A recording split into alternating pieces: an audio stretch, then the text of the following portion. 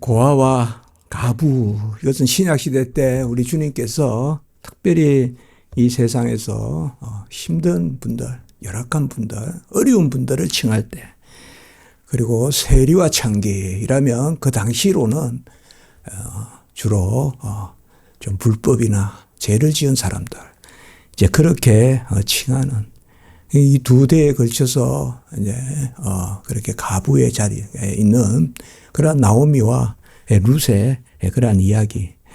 말씀드렸지만 룻기는 성경 전체에서 가장 그야말로 단편 소설 같은 기승전결 1장, 2장, 3장, 4장. 그런 물론 뭐 갈등이 많고 그런 건 없지만 그래도 어쨌든 기승전결로 이렇게 이제 오늘이 이제 2장이니까 승의 단계에 해당하는 그러한 부분입니다. 우리가 보면 한 여자가 어떻게 살아가는 일생 이런 것에 대해서 뭐 요새는 뭐 그런 소설이라기보다 옛날에는 그런 소설들이 좀 있었던 것 같아요. 그래서 뭐 여자의 일생이라든지 그런 것도 또 읽어본 적이 있습니다. 모파상입니까? 이렇게 읽은 적이 있습니다. 옛날에 학교 다닐 때. 그리고 또 휴학 갔다 와서, 그냥 이렇게 눈에 띄길래, 집에 아이들이 읽길래 또 한번, 그때 그것도 한번 읽어봤습니다. 엄마를 부탁해. 그리고 또, 어떤, 언제든지 어머니 이런 소설들, 뭐 있습니다. 러시아에도 그런 뭐 고골리나 이런 데 보면 어머니 이런 소설들, 그리고 아버지 어머니는 참 영원한 주제입니다. 사실 제가 요새 이렇게 이제 장인이 90이 넘으셨는데 이렇게 같이 식사를 하는 경우가 있습니다. 같이 저 아버지 같이 하시는 경우가 있는데 이 식성도 3살 버릇이 8 간다는 그게 꼭 맞는 것 같습니다. 저도 그렇고요. 그러니까 어릴 때 맛있는 게 맛있는 거고 또 막 이렇게 무덥고 이러면 뭐 좀 소위 뭐 좀 궁하잖아요. 그러면 뭐 먹을까 하는데 뭐 겨우 아이스크림 하나 먹을까 하면 그것도 그냥 어릴 때 먹던 거 생각나서 뭐 그 무슨 바 없냐 이러고 찾고 또 그것도 아니면 더 거슬러 올라가서 뭐 어릴 때 뭐 먹었던 이 더운데 옥수수가 먹고 싶고 뭐 이런 거 있잖아요. 그래 이제 이렇게 일상적으로 그렇게 이렇게 돌아갑니다. 사실 어떻게 보면 나오미와 룻 뭐 특별하다고 볼 수 있겠습니까? 우리가 평범한 사람입니다. 어떻게 보면 불쌍한 사람입니다. 그리고 여기 흉년이 나서 어쨌든 그 자식하고 그런 어려움을 겪지 않으려고 요단을 건너서 모압으로 갔다가 또 그곳에서 여의치 않아서 남편도 잃고 자식들도 잃고 하지만 그냥 그럴 바에야 그냥 며느리가 없으면 좋았을 뻔도 했는데 며느리는 또 있고 그런 이제 불쌍한 사람입니다. 그래서 다시 뭐 우리가 금이 한양이란 말도 있는데 좀 뭔가 이렇게 옛날로 말하면 나귀에 뭐 행렬을 지어서 진꾼들이 뭐 좀 이고 지고 좀 줄을 열을 세워서 고향으로 다시 금이 한양해야 되는데 그게 아니라 초라하게 웬만하면 돌아오기도 싫을 겁니다. 어떻게 보면 안 그렇겠어요. 뭐 초라한 모습 보이고 싶겠습니까? 그냥 뭐 이렇게 부유하다가 그냥 생을 마치자 뭐 그런 마음도 가질 수 있어요. 그러나 하나님이 그들의 삶을 어쨌든 베들레헴, 베들레헴이 이게 지금 지명이지 않습니까? 지금 지난주도 말씀을 드렸지만은 사사기에도 베들레헴이 등장하고 또 룻기에도 베들레헴이 등장하는데 결국 베들레헴에서 우리 주님께서 나시는데요. 이래서 양면성이 있습니다. 한 면은 지금 사사기의 패역함이 지난주에 우리가 1장 1절에 보았지만 사사시대의 룻기란 말이에요. 사사시대에. 그러는 어떤 사사시대의 패역함이 있고 또 오늘 이제 말씀에 보면 그 가운데서도 보면 서로 축복하고 또 보아스라는 인물 또 보아스가 또 그들의 그 소년들, 소녀들 하는 것은 다 일꾼들을 뜻합니다. 여기서 남자의 일꾼들, 여자 일꾼들. 그들하고 또 이렇게 서로 주의 이름으로 인사하고 또 축복하고 이런 것들을 보면 뭔가 그 사사시대에 각자의 소견대로 행하지만은 그래도 하나님의 뜻 가운데 잔잔하게 저는 오늘 한국 교회도 그런 생각을 항상 합니다. 뭐 많이 이렇게 들떠 있는 것 같아도 잔잔히 신앙생활하고 잔잔히 하나님 앞에 붙들려서 천국 소망 가지고 부활의 신앙 가지고 진리 가운데 그렇게 사는 사람들이 많거든요. 많습니다. 없는 것 같아도 많아요. 저는 그렇게 생각해요. 그게 저에게 담대함이 된다. 뭐 이번에 이제 뭐 발표할 때 하여튼 저는 제가 너무 부족하지만 언제든지 두려움이 없어요. 두려움이 없어요. 그러니까 하나님이 하시고 또 저에게는 항상 진리의 편에 있는 분들이 훨씬 많아 보여요. 비진리에 있는 사람보다. 그런 마음을 저에게 주시거든요. 하나님이. 어차피 하나님 나라는 하나님의 택함받은 백성의 나라고 하나님의 택함받은 백성에는 하나님의 진리 가운데 거하는 자가 더 많을 거 아니에요. 당연히. 한때 어떠한 그런 모습을 보이더라도. 그래서 저는 오늘 기승전결 이렇게 이야기했는데 사실 평범한 어떻게 보면 아주 특별히 불쌍한 것도 아니에요. 안 그렇겠습니까? 이 시대에 얼마나 더 험악한 일들도 많겠습니까? 그렇지 않겠어요? 그런데 왜 어찌하여 이들의 삶이 변화되느냐? 나오미와 룻의 삶이 도무지 그들에게 공로가 있는가? 무슨 공로가 있는가? 그걸 한번 생각해 보게 됩니다. 나오미에게 무슨 공로가 있을까? 또 혹 룻에게 굳이 무슨 공로가 있을까? 우리가 어머니의 민족이 어머니의 백성이 나의 백성이고 어머니의 하나님이 나의 하나님이다. 내가 죽기 전에 어머니를 떠나면 여호와가 나를 벌할 것이다. 지난주에 말씀해 보았어요. 그러니까 이거는 분명히 하나님이 주신 그 믿음이고 그것은 근원을 알 수 없는 믿음의 비밀이에요. 그거는 뭐 어떤 그야말로 뭔가 앞뒤를 따져서 룻에게 주어진 것이 아니거든요. 그렇게 봤을 때 지극히 평범한 사람이에요. 보아스도 뭐 제일 처음에 또 기업을 물을 자도 아니고 두 번째 물을 자고 조금 보아스가 여기에서 좀 착하게 기록됐다고 해서 보아스가 뭐 아주 착하다.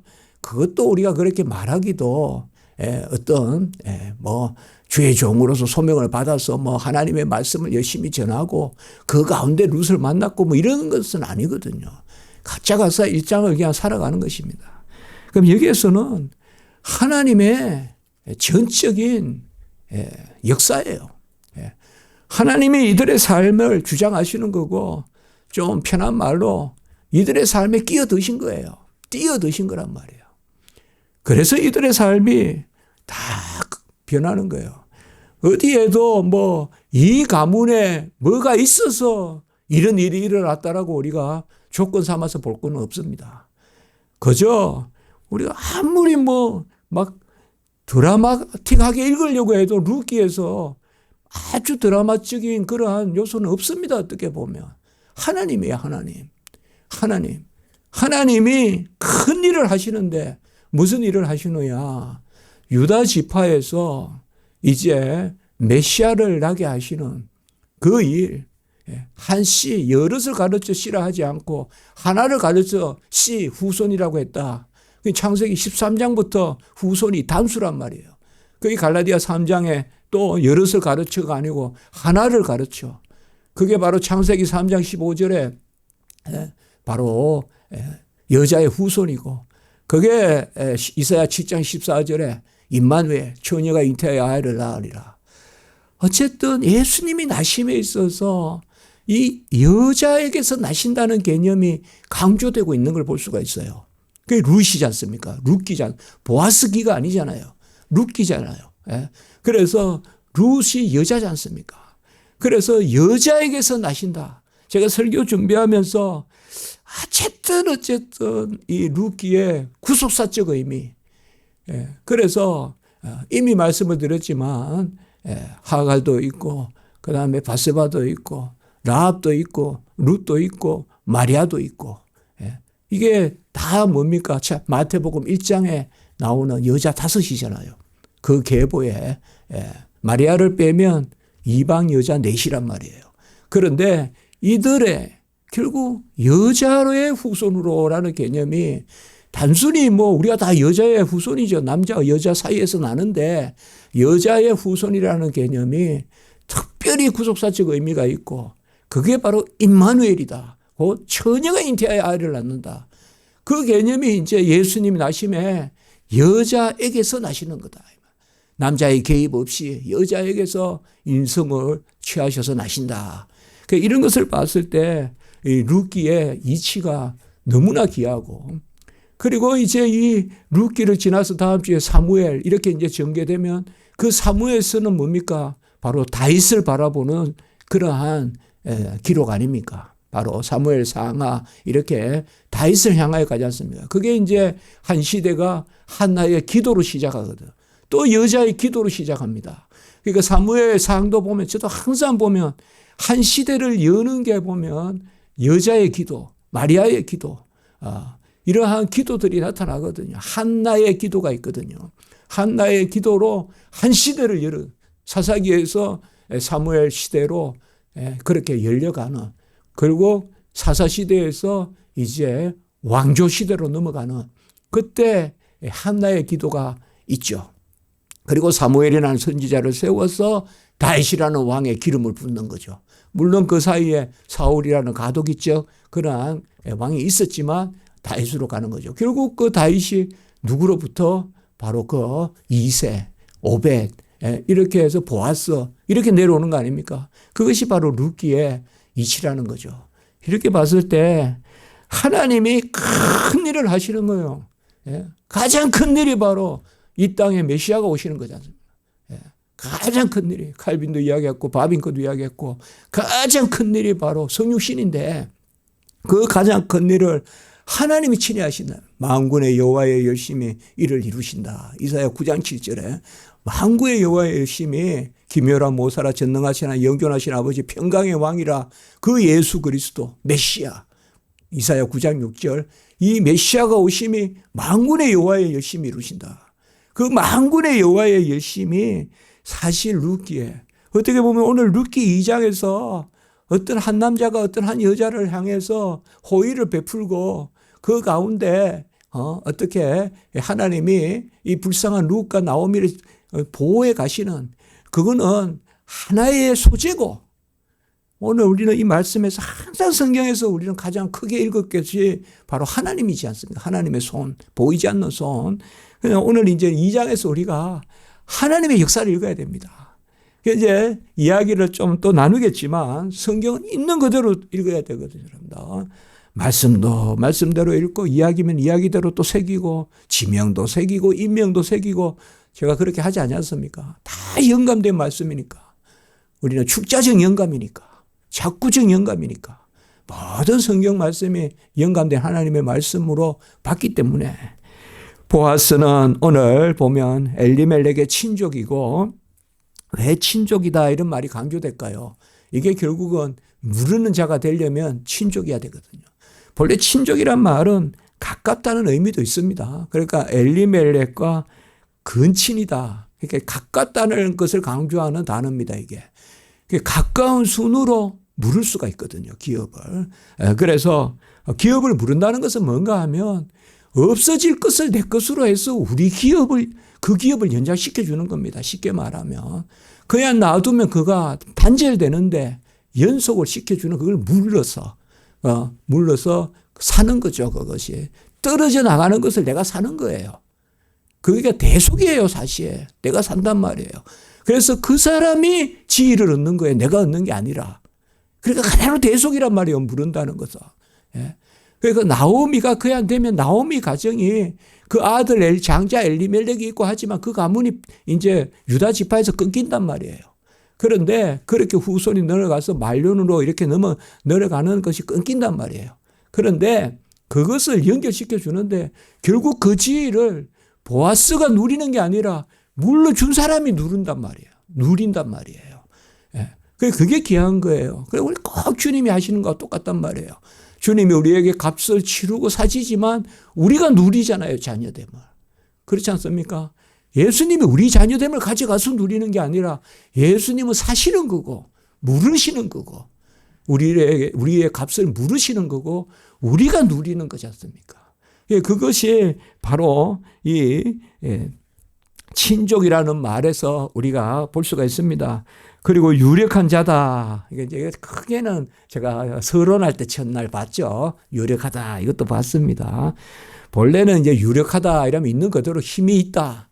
또 용사답다. 용기 있다. 그런 단어도 되지만 영향력이 있고 특별히 재력이 있고 그것도 있지만 유력하다는 것은 명망이 높다. 명망이 높다. 그래서 사실 그저 그냥 돈만 많고 그냥 어떤 정치력만 있고 이래가지고 사람들 지배하고 힘들게 하고 그게 아니라 유력하다. 여기는 명망이 있는 그 보아스다. 그래서 룻이 이제 이삭을 주우러 가는데 이건 뭡니까? 이제는 먹고 살아야 되지 않습니까? 그래서 이렇게 왔다고 누가 그렇게 거두겠습니까? 그리고 베들레헴이 다시 좀 이렇게 이제 볼이 처리되는 건데 갑자기 그렇게 막 창고에 비축할 만큼 많겠습니까?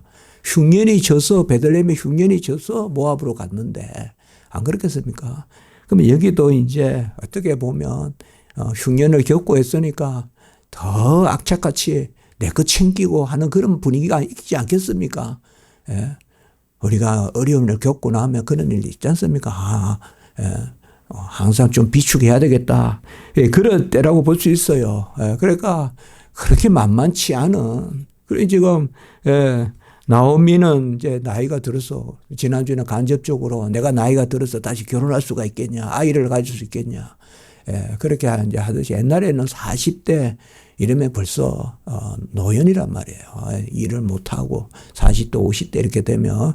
그래서 이제 룻이 이방 여인이 어머니에게 제가 이삭을 주겠습니다. 이게 유일한 호구지책인 거예요. 이삭을 주겠습니다 하니까 이제 그렇게 해라라고 해서 3절에 보면 한 단어가 주목됩니다. 룻이 가서 베는 자를 따라 밭에서 이삭을 줍는데 여기 베는 자는 이제 보면 좀 계속 베는 자 좀 그런데 그야말로 일이 분단되어 있습니다. 주로 남자들이 베고요. 여자들이 가면서 단을 묶습니다. 그렇게 하는 겁니다, 지금.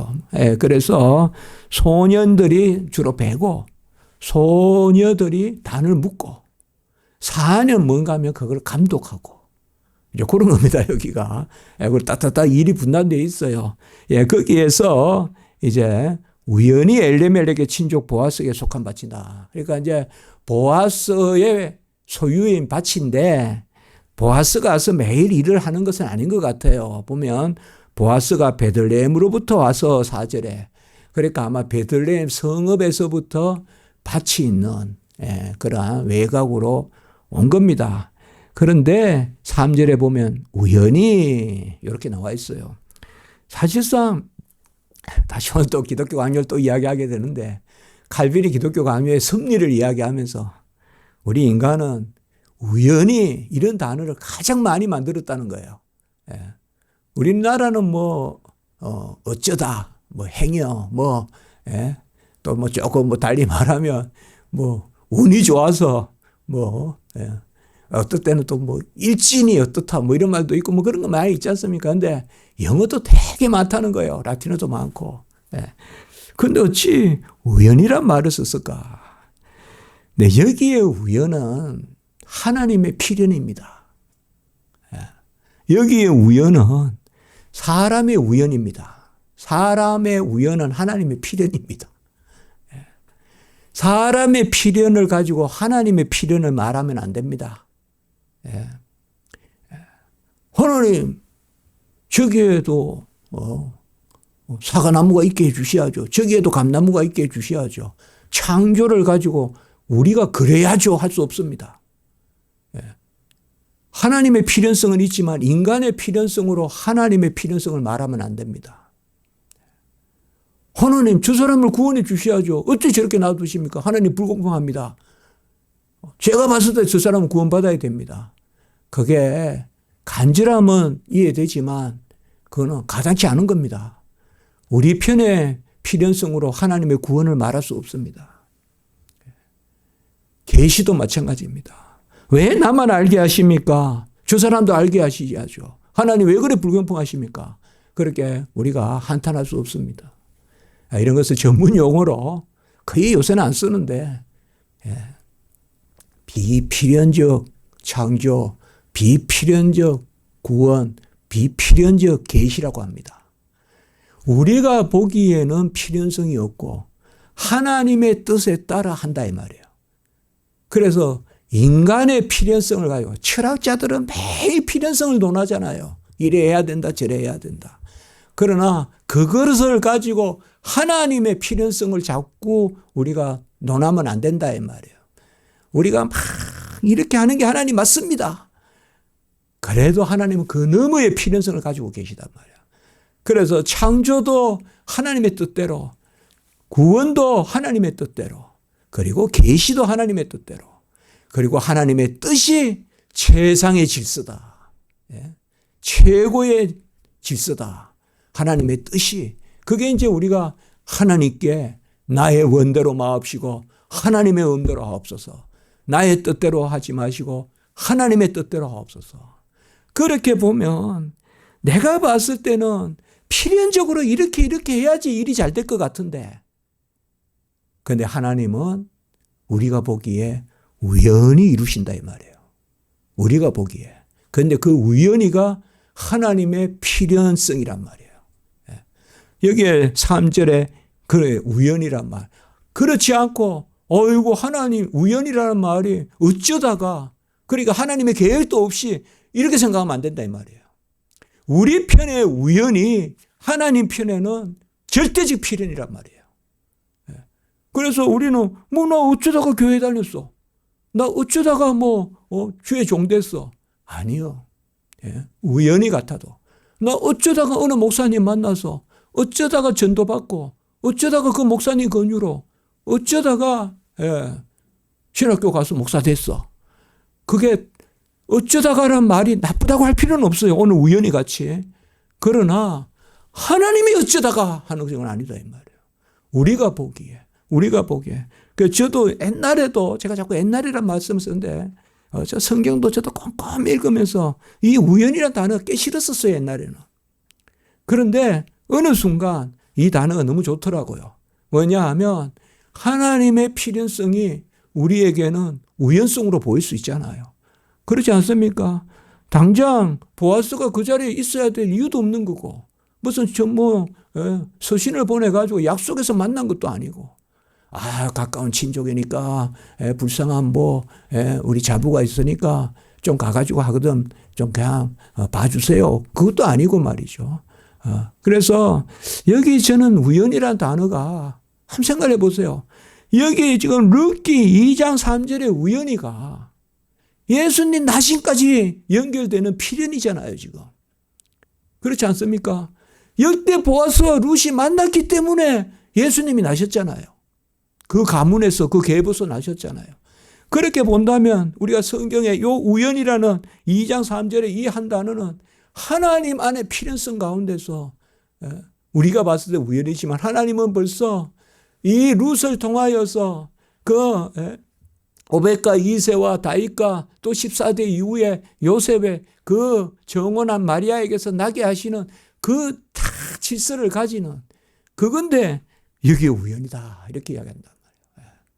우리가 항상 보면 하나님의 제가 오늘 설교할 때 기본적으로 아까 그 말씀이에요. 평범해요 지금. 평범하다고요. 근데 하나님이 지금 개입하시는 거예요. 하나님이 주장하시면 너무나 평범하고 아니면 평범보다 못할 정도로 답답한 지경인데도 하나님이 하시는 거죠. 막 대단하게 막 누가 정통했고 율법 박사고 성경을 다 암송하고 그래서 뭐 큰 사람 큰일 날 사람 이제 하나 준비돼서 그래서 나요. 물론 그것도 하나님의 뜻 가운데 있을 수 있겠지만 하나님은 항상 그렇게 하신다기보다 사실 다윗도 보면 그렇지 않아요. 다 인간의 필연을 쫓아서 나머지 위의 형들은 그래 내가 주의 일을 하려면 선지자 만나야 돼. 가서 기름 부음 받아야지. 선지자 만나러 가자. 그런데 다윗은 그 자리에 있었단 말이에요. 어떻게 보면. 그런데 정작 다윗이 기름 부음 받았단 말이에요. 그러니까 우리가 보면 항상 하나님 앞에 저는 그렇게 생각합니다. 우리가 사는 게 역사다. 그리고 하나님이 큰 일을 하신다면 지금 우리를 통하여 하실 것이다. 종교개혁이 별 거냐. 루트가 종교개혁을 하려고 했냐. 그저 하나님 앞에 매달려서 말씀에 어긋난다 하고 너무 답답하니까 쿵쿵 그냥 95개조 성문에 박다 보니까 그게 자기도 그 다음날 일어나서 깜짝 놀란 만큼 하나님이 일을 해 나가시는 거죠. 항상 이제 그 생각을 하거든요. 뭐 따로 다른 게 아닙니다. 우리 가운데 각자 하나님의 자녀로서. 그래서 저는 오늘 우연이라는 거 이게 하나님의 섭리의 필연성을 뜻한다 이거예요. 그러니까 인간 편에서는 우연이지만 하나님의 필연성을 드러내는 이 단어다. 그래서 저는 이 단어가 그냥 예수님 나신까지 연결이 되는 거예요. 이게 설교를 준비하는데 이 우연이라는 단어가. 우리가 봤을 때는 아무것도 아닌 것 같은데 하나님은 지금 다 생각하고 있는 거예요. 뭐 크게 생각하면 예수님 난거를 거슬러 올라가 보면 엘리멜렉이 죽어야 돼요. 왜요? 말론이 죽어야 돼요. 흉년이 나야 돼요. 예수 나게 하시려고 베들레헴 흉년도 예수님이 있게 하신 거고, 하나님이 있게 하신 거고, 또 모압에 옮겨가게 하신 거고, 모압에서 남편 죽게 한 거고, 또 아들은 결혼시킨 거고, 오르바와 다 그게 알고 보면요, 나중에는 다 하나님의 계획이라고요. 처음부터 하나님의 다 계획이라고요. 제가 그래서 주저앉았다니까요. 미국에서부터 기도할 때 하나님 도와주세요 하는 그 기도를 2년, 3년 동안 하나님의 계획하에 영국에서 이루시더라고요. 2년 후에. 그 기도를 하나님이 들으시고. 근데 그게 쫙 지나가는 거예요.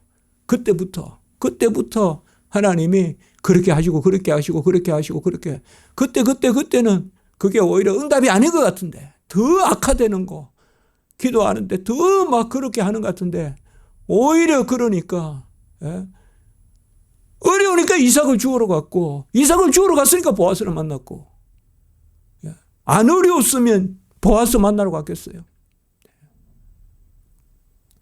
제가 유학 가서 그랬다고 전에 말씀드렸죠. 하나님의 은혜니까요. 장학금을 도와달라고 하니까 그 IMF죠. 그래서 이건 안 되는 거예요. 그래서 하나님 저는 이제 더 이상 저는 절대 아르바이트 안 합니다. 하나님. 최고 사람을 만나게 해주십시오. 그 하나님이 돈을 더 가난하게 만드세요. 그래가지고 이제는 그냥 사람한테 찾아가게 만드시더라고. 그래 딱 교수님하고 대화하면서 교수님이 딱 이렇게 해가지고 그 총장 움직이가 1년 동안 라틴어 불어 배우라 미국에서. 그 돈이 어디 있습니까? 딱 해주시더라고요. 그러니까 영국 가서도 마찬가지예요. 제가 말씀드렸잖아요. 뭐 조금 한 달에 100만 원 이게 도화가 안 돼요. 1억이 더 들어요. 그거를 딱 사람을 통해서 하세요. 그러니까 어떻게 보면 룻이 열악한 상황인 것 같지만 크게 하나님이 일로 보면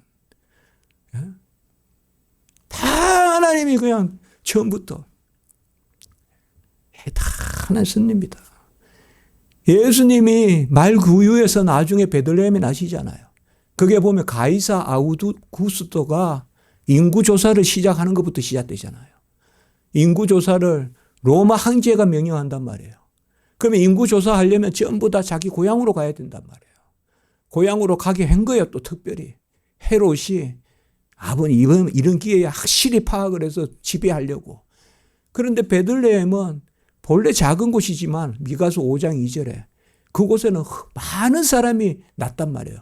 흥황하단 말이에요. 그래서 벌써 미가서에 약속됐자면 너는 작은 고을이 아니다. 예. 그러니까 그곳에 많은 사람들이 모였어요. 한꺼번에 인구조사한다고. 그러니까 머물 것도 없고 앵간히 외부에서 와도 집에도 머물게 하고 하면 될 텐데 그러니까 구유에서 나왔단 말이에요. 거기서 뭡니까? 바로 가장 낮은 곳에 난다.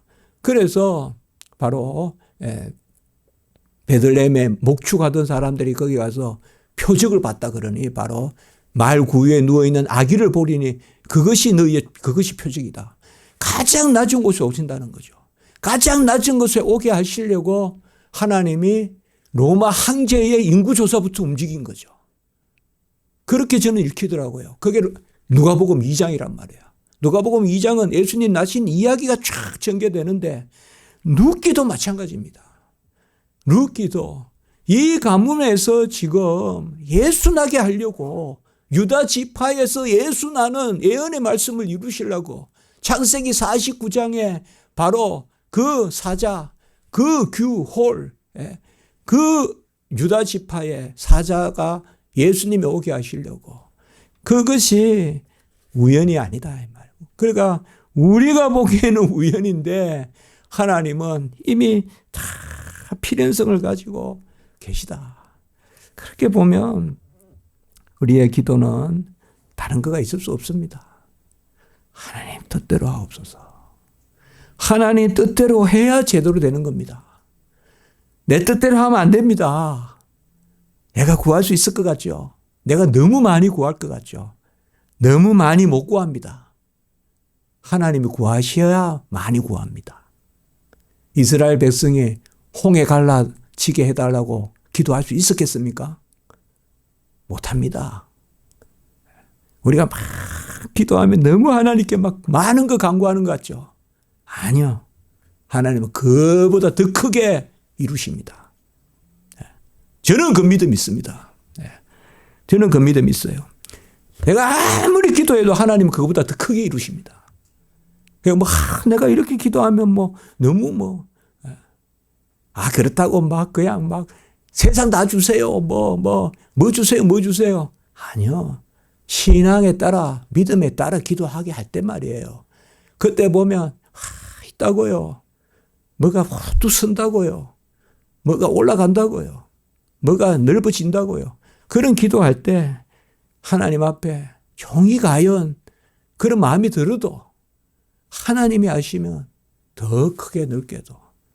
그게 제가 하나님 앞에 정말 우리가 룻기에서는 그겁니다. 룻기는 지금 이런 모든 것들이 하나님이 이 가문에서 예수나게 하시려고.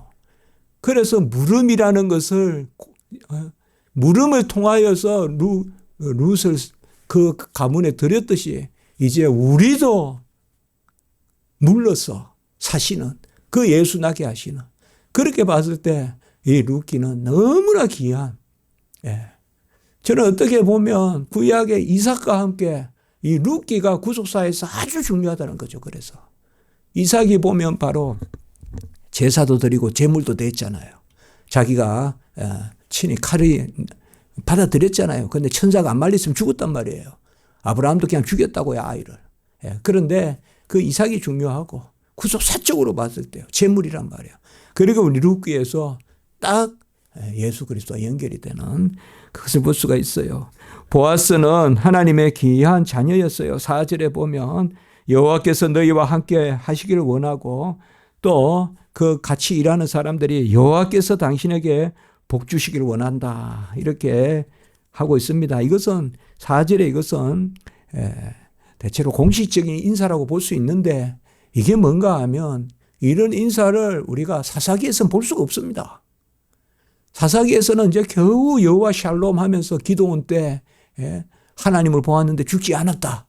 그래서 여호와 샬롬 그 정도 나오는데 여기에는 그러니까 항상 어떤 어느 구석에 어느 이삭을 죽고 어느 탈곡을 하고 어느 지금 보리 베는 거거든요. 보리를 베고 그래도 그곳에 다 하나님이 또 일꾼들이 있습니다. 그래서 룻에 대해서는 누구의 소녀냐라고 묻습니다. 5절에 보면 이것이 이제 어디에 속한 자냐라는 말입니다. 소녀라는 말은 얕잡아 부르는 것이 아니라 그냥 여자를 칭하는 것입니다. 소녀냐 하는 것은. 예. 여기서는 누구의 소녀냐 그러니까 어디에 속한 그런 소녀냐 어디에 속한 여자냐 하니까 6절에 나오미와 함께 모압 지방에서 또한 모압 소녀다. 이제 이렇게 이야기합니다. 이제 유다 지파 보아스가 모압 소녀 룻을 이제 만나는 것입니다. 여기서. 그리고 이제 계속해서 이삭을 주었다. 7절에 보면 아침부터 와서 잠시 집에서 이 집이라는 말은 그냥 일할 때 이렇게 초막같이 만들어 놓은 요새 시골 가니까 무슨 농막인가 이런 것도 있더라고요. 일하다가 조금 쉬기도 하고 거기에 에어컨까지 들어가 있더라고요. 요새 시골 농촌에 깜짝깜짝 놀랐는데 근데 여기도 보면 이렇게 일하다가 좀 쉬고 하는 그런 데인가 그래요. 그러니까 집에 갔다 왔다는 거는 그러니까 종일 일한 거예요. 그래서 뭐예요? 시어머니를 먹여 살린다 이 말이죠. 시어머니를. 그 쉬운 일이겠습니까? 안 그렇습니까? 자기 한 입도 먹고 어려운데 시어머니까지 먹여 살려야 되잖아요. 그러니까 종일 일합니다. 종일. 그러니까 보아스가 이제 8절에서 보면 보아스가 배려합니다. 여기 뭐 어떤 내용의 어떤 그거는 우리가 이미 의미적으로 하나님의 섭리입니다. 이게 지금 뭐 여기에서 뭐 보아스가 뭐 어떻다, 룻이 어떻다 이건 우리가 크게 살피면 되고. 그래서 보아스가 자기 밭에 소녀들과 함께 있으라 8절에 이렇게 이야기합니다.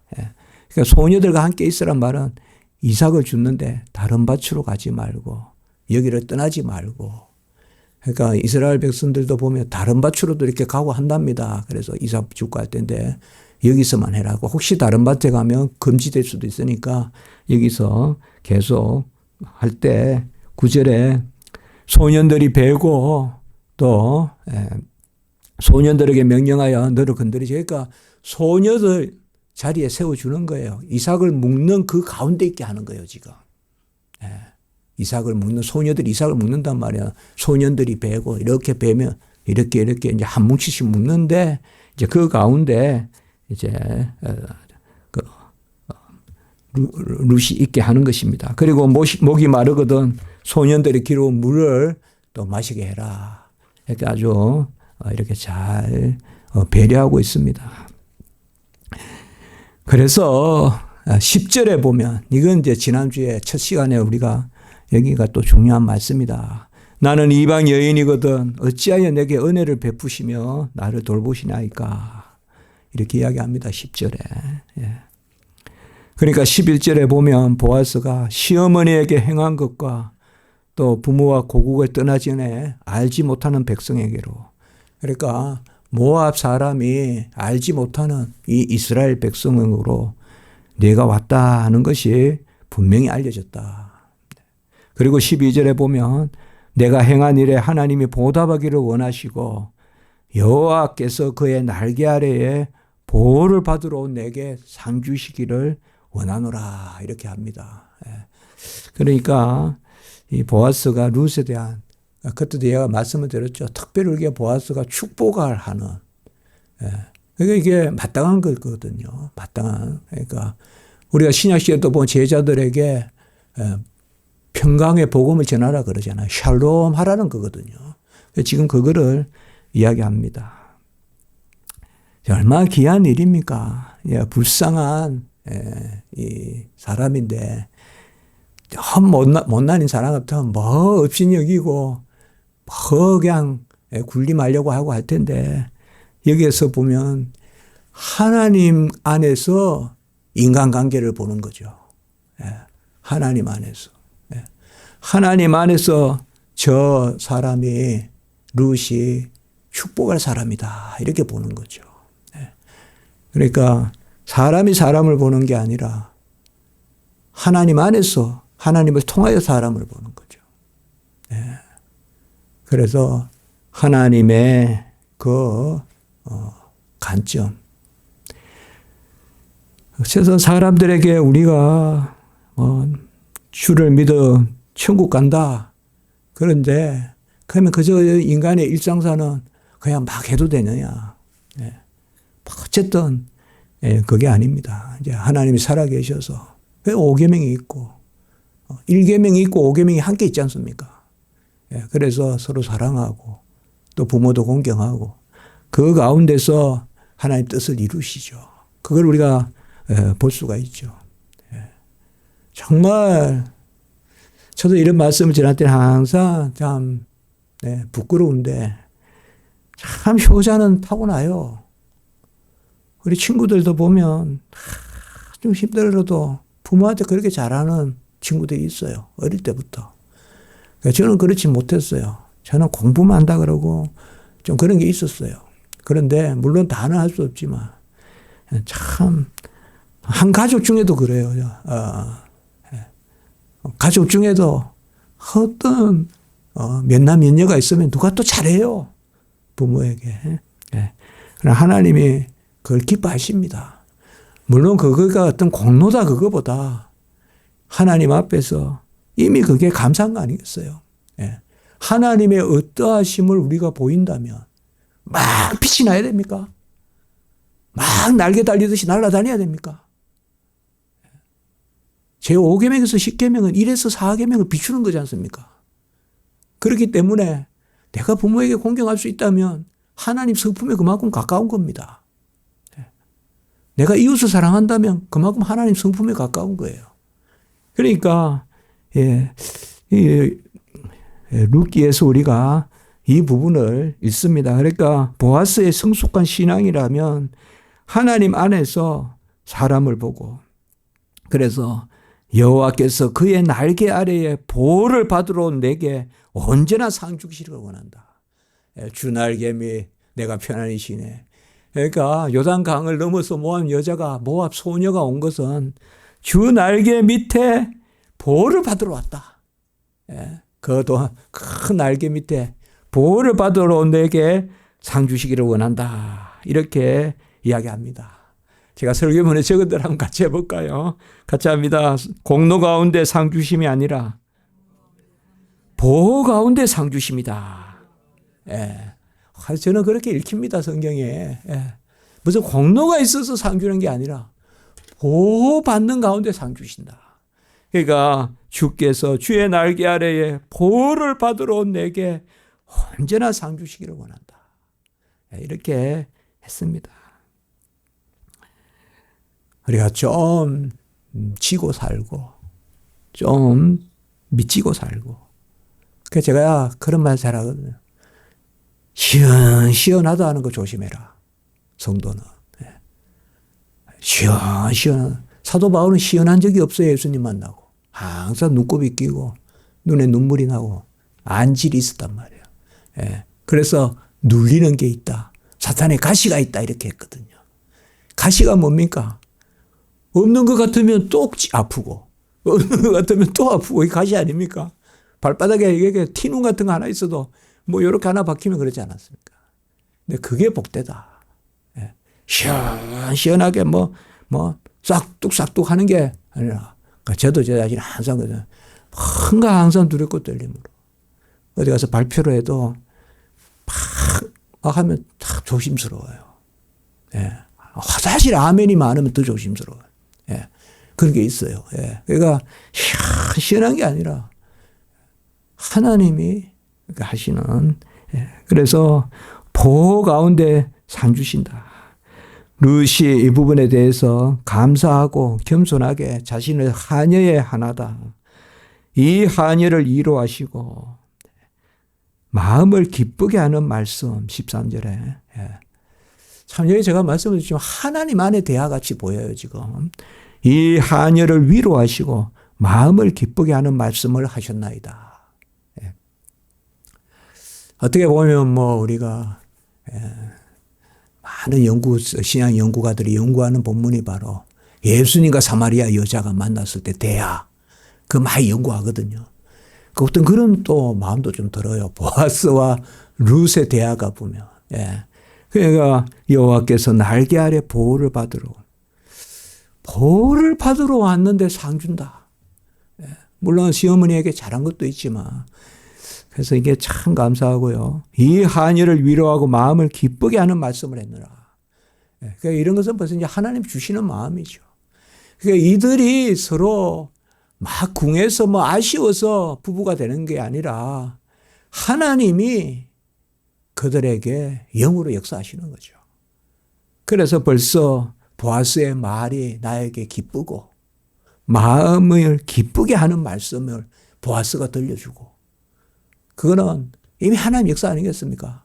예? 어떤 한 남자가 한 여자에게 뭐 기분 좋은 말을 했다 그게 아니라 바로 하녀를 위로하고 마음을 기쁘게 하는 말씀을 하시고 그래서 이제 식사도 하고 곡식 빼는 자의 앞에서 볶은 곡식도 먹게 하고 이삭을 죽게 하는데 여는 이렇게 사이에서 죽게 하니까 여자들 뒤에 가는 게 아니라 여자들 사이에서 이삭을 묶으면서 죽게 하는데 곡식 다발을 조금씩 뽑아 놓으라 이 말입니다.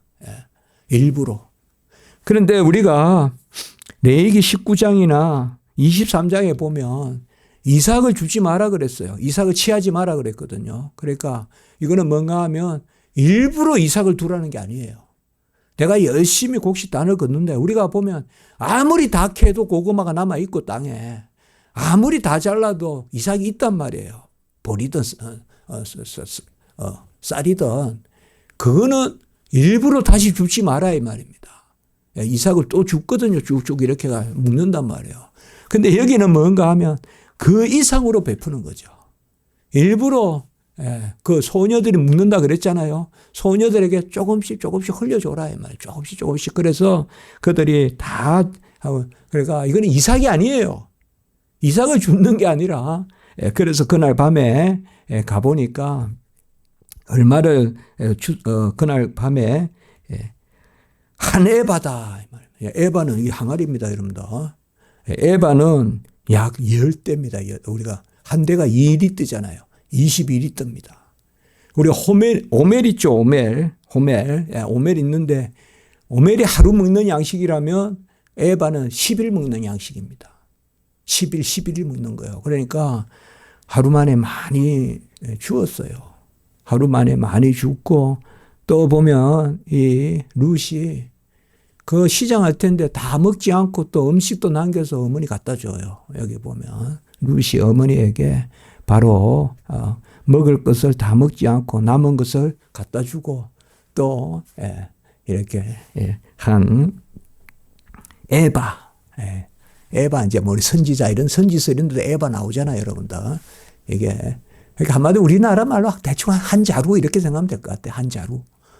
한 자루보다는 좀 작겠지만 요새 보면 뭐 작은 자루도 있잖아요. 이렇게 쌀 같은 거 팔잖아요, 요새. 그 정도 되는 거. 한 10일치 식량. 그 정도로 이제 그렇게 하고 보리추수 지나면 밀추수가 있거든요. 보리추수가 대체로 맥추절이라면 밀추수가 오순절이거든요. 그러니까 밀추수 때도 이 밭에서 주어라. 뭐 그냥 오늘 말씀을 앞부분에 좀 전하고 내용을 전했습니다. 그런데 우리가 다른 것이 아니라 이 일이 하나님이 하신다. 다시 19절에 이 말씀만 보고 말씀을 맺겠습니다. 너를 돌본 자에게 복이 있기를 원하노라. 지금 돌본다는 개념, 이거는 이제 물론 보아스겠죠. 돌본다. 그리고 또 보아스는 뭐예요? 하나님의 날개 아래 보호를 받으러 왔다. 이런 전체 은혜로운 것, 이 가운데서 20절에 보면 이제 기업을 물을 자라는 개념이 나옵니다. 이게 너무 중요한 거죠. 기업 물을 자. 우리 대신에 무르고 우리 죄값을 무르고 우리를 사실 분. 기업 물을 자. 그 중에 하나님이다. 보아스가. 그러니까 이제 다음 주에는 이 가운데서 이제 기승전. 이제는 기업 물으는 그 과정으로 갑니다. 그리고 그 다음 주는 기업을 물어서 바로 첫날 봤지만은 5벳을 낳고 2세에 그 다음에 예수로 이어지는 그런 말씀을 우리가 볼 수가 있습니다. 오늘 말씀에서 저는 3절에 우연이라는 단어가 너무 하나님의 필연으로 느껴지는, 이 우연히 만난 것지만 유다 지파 보아스와 모함 소녀 룻이 우연히 만난 것지만 이것은 바로 하나님의 창세전의 구원 작정, 예수를 구속주 삼으시려고 하는 그 구원 작정을 이루시는 그 단어가 우연이다. 이거는 우리가 보기에 우연이지만 하나님께는 절대 필연이다. 그 절대 필연 가운데 하나님이 모든 일들을 이루어 가신다. 이렇게 우리가 받아들입니다. 기도하겠습니다. 하나님 감사합니다. 귀한 말씀을 듣게 하시니 감사합니다. 모든 행사가 여호와께 있고 하나님의 뜻에 있고 하나님께서 이루심에 있음을 믿고 간구합니다. 오늘 귀한 말씀을 통하여서 우리가 룻이 어떻게 보아스를 통하여 귀한 물음을 받고 또 그 가정에 들었는지, 이것이 하나님이 필연적으로, 그러나 우리가 그 필연성을 다 알 수 없지만 하나님이 필연적으로 이루시는 뜻임을 알게 하심을 감사합니다. 모든 우리의 행사가 하나님의 뜻 가운데 있게 하시옵소서. 예수님의 이름으로 기도드리옵나이다. 아멘.